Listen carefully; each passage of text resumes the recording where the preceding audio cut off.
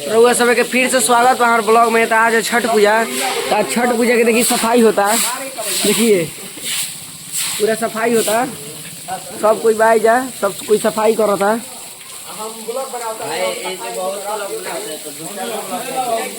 कैसा number blog लगा दिखाइए आप पूरा ब्लॉग।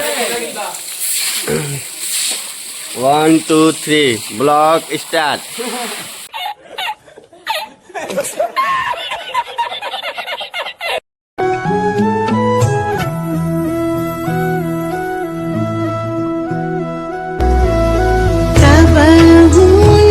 छुट्टी छठी मैया।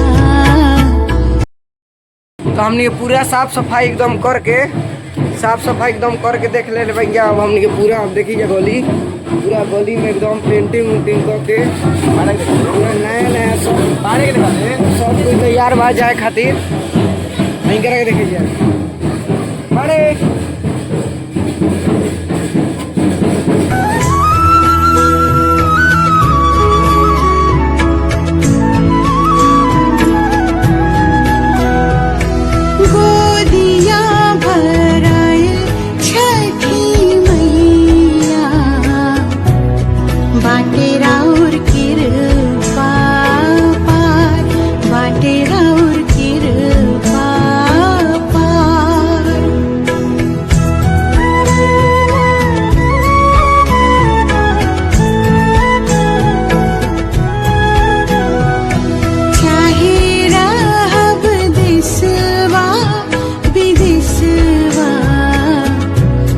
छठ करब हम हर बार, छठ करब हम हर बार।